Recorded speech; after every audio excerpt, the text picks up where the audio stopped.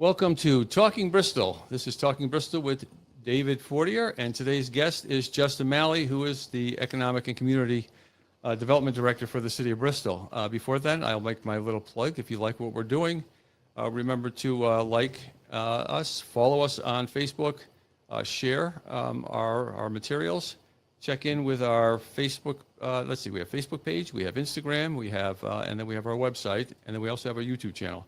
So if you like what we're doing, just follow us and subscribe to our newsletter on the website. And if you'd like to donate, there'll be information on our screen you can follow up on. We've got to try to keep local journalism alive, and in Bristol right now, this is an experiment that is I think kind of catching people's attention. And one of the beauties of it is we get to talk to people like Justin Malley. So, Justin. Thanks for having me. Oh, it's good that you're here. And Yeah. I mean, economic and community development these days is a big deal. Okay. So you've been doing it for a while, and so you have I won't say necessarily a stoic attitude toward, but you have a Okay. You kind of go with the ups and downs, and you've Yeah. got to keep the straight and steady. Yeah. That's what you Yeah. do, because you've been doing this for a long time now. There's no finish line to this game, right? So, that's we don't have the opportunity, and when we're doing good government, to sit back and admire our wins or worry too much about our losses. It's just about what's around the corner and how do we stay relevant and serve our constituents, our clients, all the above. Yeah, but we'll talk about that. You used the term "good government." Government is how we get things done here. And sometimes we have our ups and downs with that too. Mm-hmm. So maybe we can talk about local government, how that works. Okay. But right now, we've got some big wins in town. We have a new Tavello Pizza and Gelato restaurant. We have Mr. P's Frozen Treats. They join Freshworks and Monterey on the Strip on North Main Street. Yep. I think it's our new our new food row. Or yes, I think it's terrific. Yeah. And then just a couple streets over, we have Sabella that's coming in. Yeah. Excited about that one. Yeah, and then we have our other ones who have become more of our traditional ones. They've been here for a while, quietly making a difference. Places like 10 on Main. Yep. 10 Main's awesome. Yeah, it is terrific. Stop by, say hi to Rodney. He's always got a story to tell. Yeah. And then we have Cafe Real. Cafe Real. I'll mention Iron Horse. So Iron Horse is fairly new, but it's now been here for a while, and Iron Horse just hosted viewings of the girls softball games. Perfect. Like Yes. that local feel, Yes. that local flavor. People know Iron Horse now, so it's like, oh yeah, meet me down at Iron Horse. So can't forget about those guys too. Oh yeah, absolutely. They are terrific. And and then there are our girls softball team, which kind of ended their run, but they had a terrific run. Just to make it to the World Series is quite an accomplishment. So I hope they feel good about that. Yeah. And I'm sure they do. And I have to say, I did have to catch the games. So when I could catch them over here, over on at Breen Field, that was terrific. Yeah. But also catching it on ESPN2 and watching that, and then watching one of the plays of the day or the week or whatever it was when Lucy Callett went back for the fly ball in center field. And she leapt and grabbed it, and then she turned around and she raised her glove, and she had a look of such like, wow, did you see that? And so you get that feel for, again, Little League Baseball and the joy that the kids have. And so I thought that was just terrific. And so I really, I want to thank, the girls softball and everyone who's involved with that, and the people over at the Giamatti Center. I mean, we're so fortunate to have them here in town. Yeah. It's a beautiful complex, and it's right here in Bristol. It's just so great. It's a ton of work. We know those crews there, and they really want to run a great. It runs like clockwork, these tournaments, but there's so much work that goes into it, and we need to thank them for the work they do for us every summer. Every summer, yeah, and they made some terrific improvements over this past year. Yep. They replaced the field, so if you haven't had a chance to go down there, I mean, they look beautiful. And then it's also a trip when they transformed the softball field, which is all dirt, into the boys' baseball field. Yeah. And they put down the sod. Yeah. And they do that in a couple of days because the girls softball just ended last week, and this coming week is going to be the boys little league. So it's just all of these amazing things that are going on. And then I'll just talk about Muzzy Field, because you can't not talk about Muzzy Field and the great job that Doug Trillo does and his crew does over there for the parks. Yep. So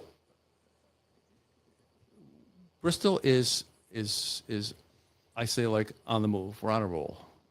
But it's not anything that happened just overnight. It took a long time before we get all the pieces in place.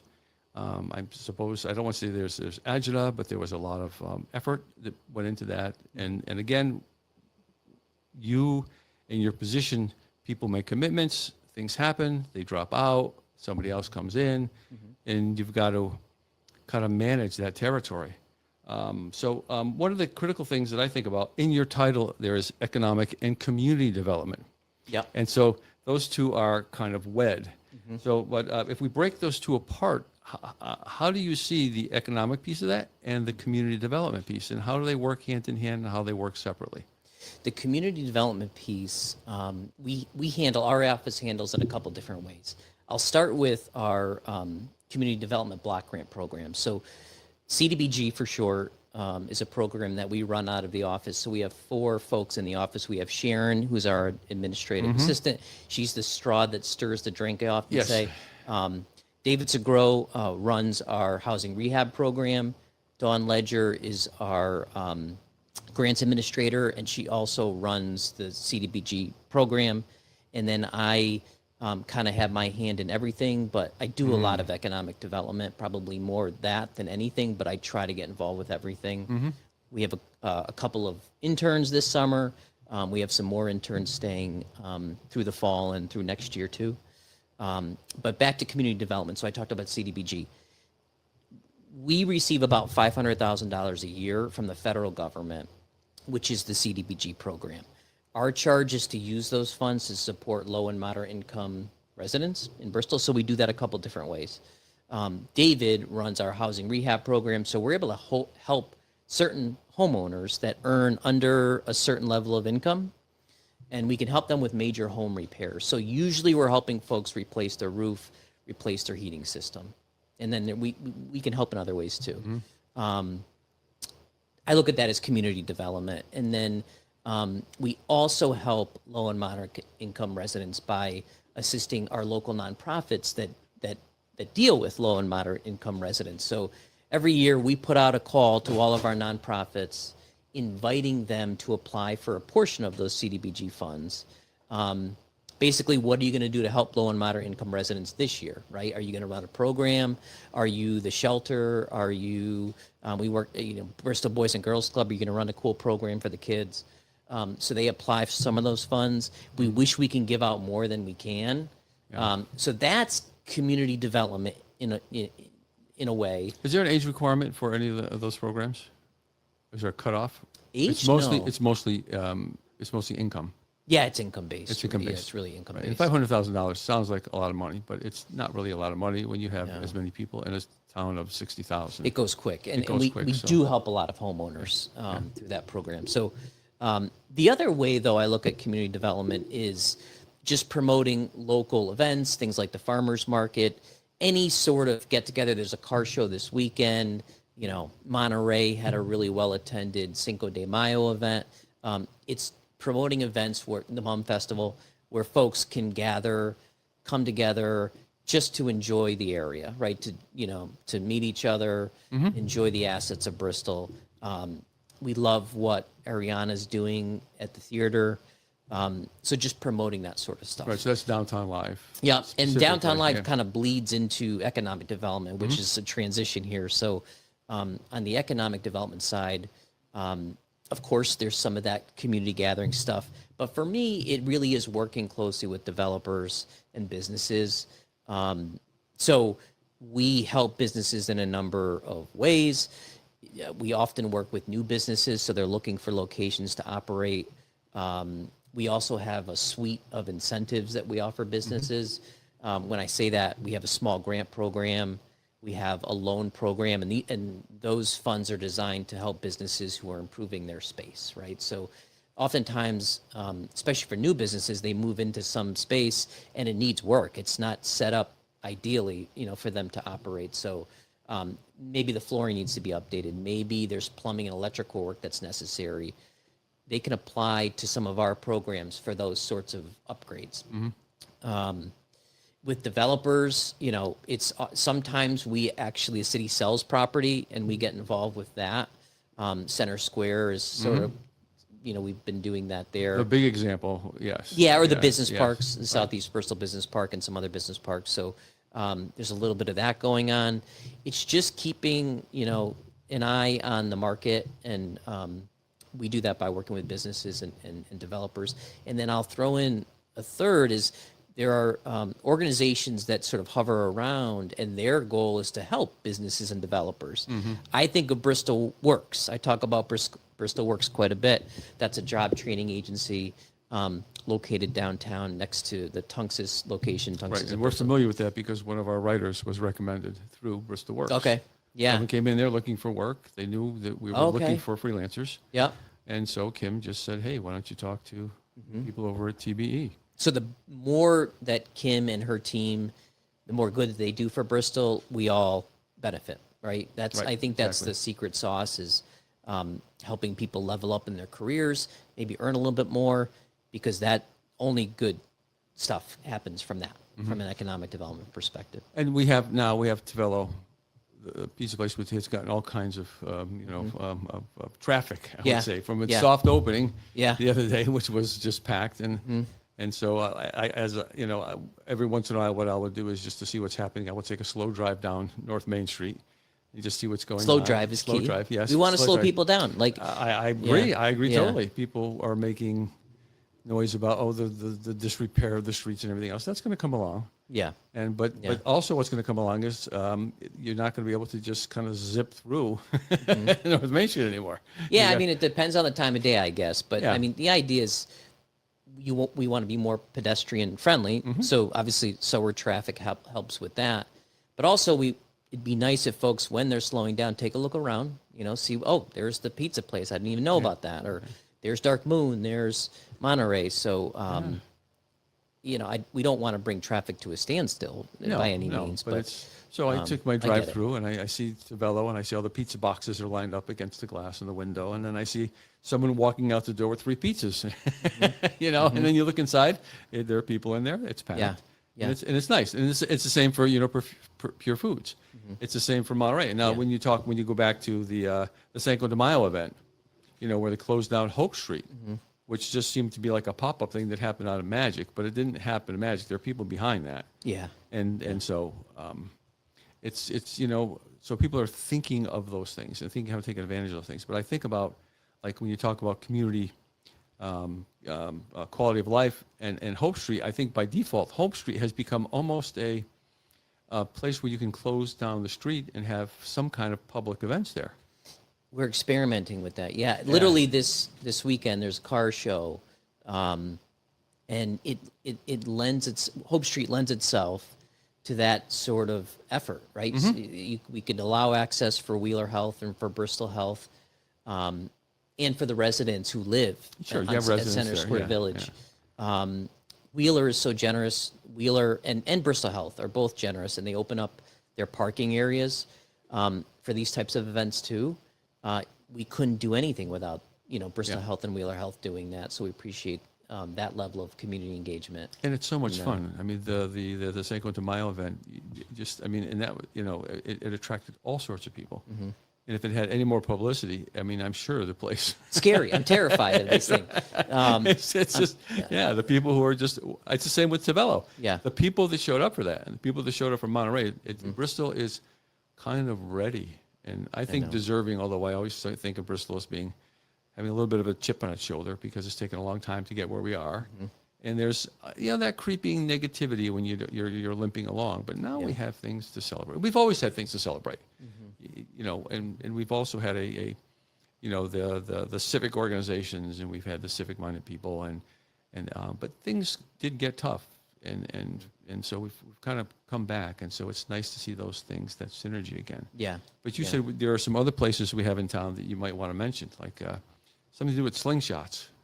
Oh, yeah. So we have a business called Fork and Band, which is just a fun sort of a little bit under the radar activity for kids, but adults too. Right downtown, it's part of the former Bristol Press Building Yep, right, at right. 99 Main Street. It's That's around back, folks. It's around back Yeah. on the south side, on the Bridge Church side, not where like over the on the shipping main street. area Yeah, yeah. was.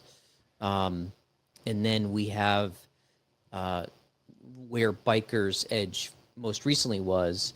We have a new it's a golf simulator business called Apex Golf. It's membership based, so they're really interested in training opportunities. So it's for folks that are really serious about getting better at golf. What a cool use for our downtown area. So I like that too. These quirky uses that find their way in that offer the public, different reasons to come downtown. Food and drink is cool, and it's grabbing a lot of the headlines now for, and it should. But we're working to backfill in other unique, maybe quirky or businesses that you wouldn't necessarily think would be downtown. That's the fun part. And I mean, when Biker's Edge was there, I mean, that was really like a badge of honor for Bristol to Yeah. have such a great Yeah. organization and a great, a business right there in downtown Bristol. Yep. But Yep. businesses do come and go. Yep. And It's a cycle. It's a cycle. It's a cycle. You can only, no pun intended, but you can only be, I look and I'm really happy for the time that Biker's Edge was here. I try not to get caught up in the, like the negativity and, it left or Yeah. that type of business is never going to, be around again. And I'm all set with that. It's like, what's next? And here we go. We got a cool golf simulator business. Yeah, and maybe the city is looking into it's not downtown, but it's up on Chippen's Hill, the purchase perhaps of a golf course. Yep. Yep. That story's yet to be written, but Yes. we'll see. Yeah. We'll see. You could have me on later or Yeah, something. to talk absolutely, more. to see how that works out. Yeah. Another big Yeah. investment, and I'm sure it'll be a source of some contention, about how we use resources and things like that. And then you just have to kind of, it's like is it a zero-sum game, or are there obvious benefits for something like that? Just to not tilt the scale or anything like that, but among my friends, they think it's a terrific idea, and they've thought about not just the fact that it's a golf course, but the overall benefit to Bristol. Yep.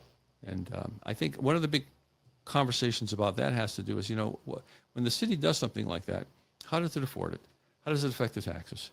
And there are all kinds of mechanisms, I understand. You said there's incentives for bringing businesses in, but there are other mechanisms built into the budget process where, a cost like that is offset for years, through the capital budget, perhaps, or through bonding. And I think that's a conversation that's kind of like a boring conversation to have. But it's a necessary one to see how things function and what goes into it to make things work for us. They're all investments. I won't speak specifically to that project, but the theme that you're getting at is, I talked about good government, right? We need both sides at the table. We need 4 or 5 more sides at the table. When I talk about sides, I'm talking about different sides to an argument. Because whatever ultimate direction you take, it won't be easy. There are no easy decisions, but you have the benefit of hearing from all sides. So even if you go in one direction and 3 folks at the table aren't excited about that direction, you have their thoughts, their guidance, what's important to them. It can only make the project better. Right. Exactly. It's local government. And it's tolerance. I mean, our government is set up for that kind of discussion. Yeah. The public forum. It makes us better by hearing, the pros and cons, the subtleties, the nuances, the hope is that we can do that. And one of the vehicles we have is a board.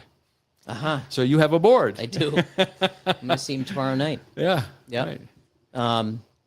9-member board. 9-member board. Designed to be bipartisan. That keep staff on their toes, but maybe even more than that, provide us with great ideas, great suggestions every month. That's the way I look at our board. I think as staff, we sort of are in our own bubble during the week. And we may think that this is the best idea on earth, and maybe even other staff in City Hall think that too. But it's always fun to bring it to the board, who are coming at these topics from maybe very different angles than we are. We're government after all, and our board is out there in the real world, and they can just give us feedback, good, bad, indifferent. It's all good. And the good thing about our board is I explain it to folks when I invite them to speak at our board, is that these folks are going to be so happy to see you, because you're talking about the exact issues that they're looking to resolve or promote or whatever. We have a new business coming in to talk tomorrow night, and people get nervous maybe, and not tomorrow night's guest, but in my past, folks have been nervous. It's tough to stand in front of a 9-member board behind a microphone sometimes, and I just say, you have to understand, these people would much rather hear from you than from me. You're the guest star. Yeah. So I find it fun just to catch up with the board every month. And they're oversight for you. You are not a formal a voting member of this board. No, I'm staff. As the director, you're staff. Yeah. And so these people come from everyday life and different backgrounds and practicalities. And you have some people there with extended service, and then you have newer people. That's an understatement. We have Yes. a member who's longer than 50 years on our board, Howard Schmelder. Howard, yes. And we have several members that have been on for quite some time. Nikki Goldwasser and Tom Hick, Dave Mills. I don't want to go through the list. I don't want to forget anyone. But, Right. But then we also have some newer members, maybe younger members with different perspective. That's cool too. Yeah. So, yeah, like I said, to me, it's fun to just catch up with them every month. Yeah. And and that is, in our particular form of government, that is a way to have a voice. Yeah. Although people can go to meetings and they can, speak during public comments and the time allotted for that. Yep. But it has to make things work, and this ensures that we have those checks and balances in place. And whenever there's checks and balances, there's going to be questions, and it's not an end of a conversation; it is the beginning of a conversation. That's a good way to put it. Yeah, it is, and you really have to appreciate people who speak well and they speak the point. Actually, I'm going to say not even who speak well.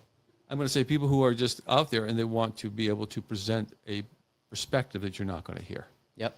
And so, and I'm just thinking of Howard Smelter and his all his experience, and listening to things over the years. I mean, he's been through literally, through the 60s, 70s, Yeah. 80s, 90s, and Very right true. through. Yes. Very true. Institutional knowledge. Yes. Yeah. And it's not unusual if Harold, if he can't make a meeting, to see him on Zoom. Yeah. Yeah. Yeah. Yeah. It's a very dedicated group of board members we have. Yeah. Well, it's exciting to see that, you make that effort, you make that investment in people, and things are happening. So that is pretty good. That's pretty great. So let's talk a little bit about what your days are like. So what? Okay. What would as a typical day for Justin Malley? So my son wants to be a pilot. Yeah. We like to watch on YouTube a day in the life of a pilot. My day is nowhere near that exciting. And there is no normal day.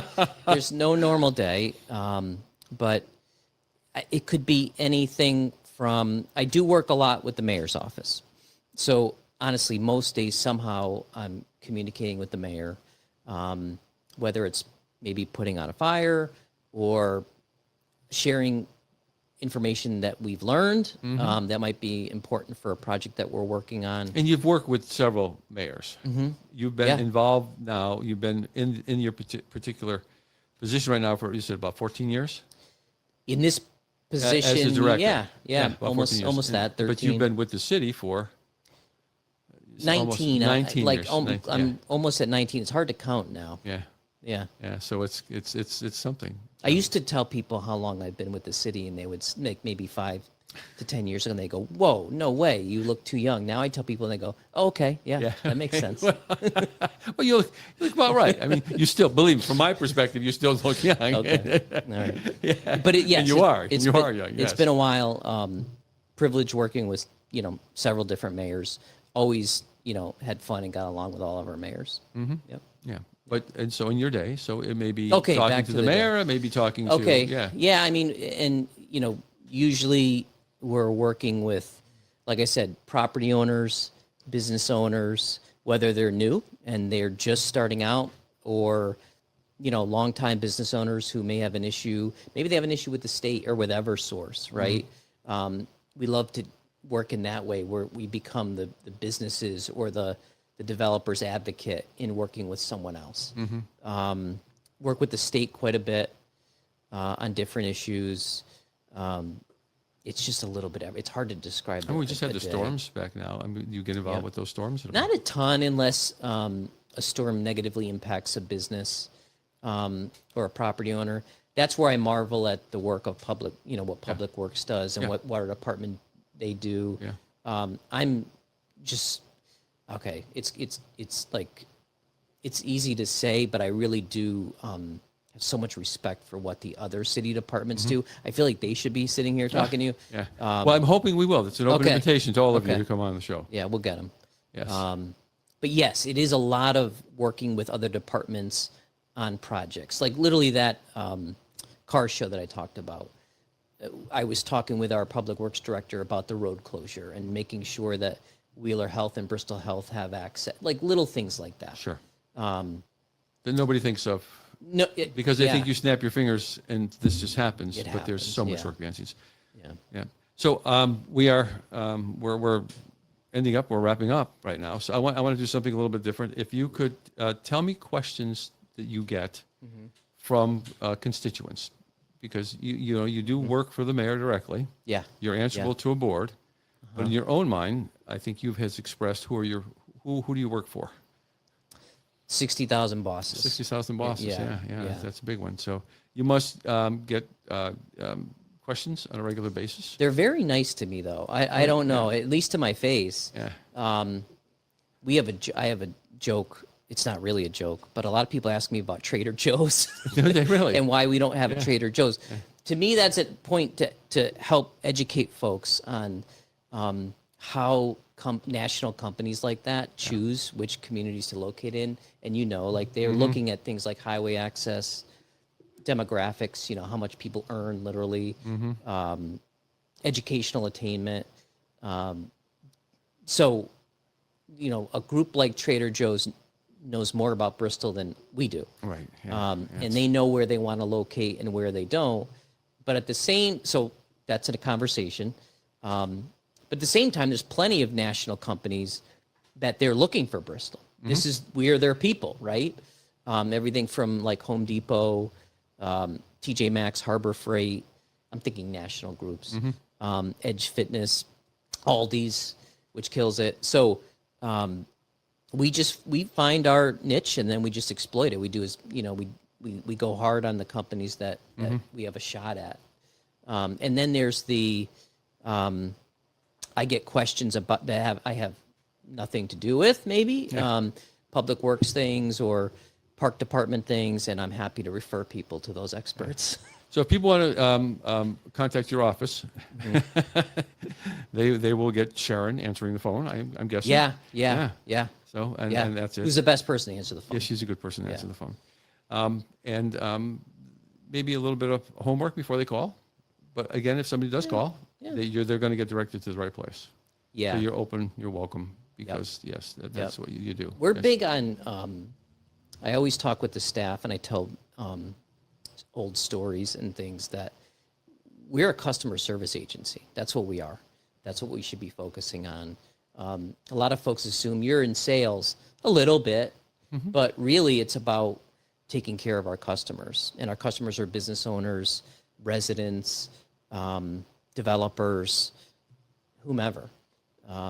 It's about treating people well, and maybe we don't, there's not an outcome as part of our relationship at the moment, but they'll come back to us. That's happened quite a bit. Yeah, so you do form relationships. Yeah. Well, Justin, we are winding down right now, and I want to. That was quick. I want to thank you for your time, and you could answer the question, "Why do you love your job?" But that would take another. that? Well, do you love your job? Do I love my job? I'm going to say yes on camera. No, I really do. I really do. I think it's fun. I like telling people that I work for government. Yeah. You know, I'm not interested in working for a private business, and I like working for the public. Yeah. So what we will do is we will pursue these conversations in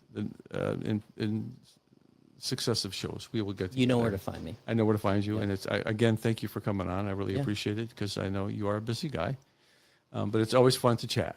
Thanks for having me. Yes. Thanks for having me. And so this is David Fortier with Talking Bristol. I'm here with Justin Malley, the Economic and Community Development Director for the city. And once again, before we sign off, if you like what we're doing, you can check us out on our Facebook page. You can follow us. You can like and share our stories. You can go to our website, bristoledition.org, and sign up for our email newsletter. And finally, if you are so moved, you can actually donate to help our enterprise and to support local journalism in Bristol. So thank you very much. Once again, this is David Fortier signing off.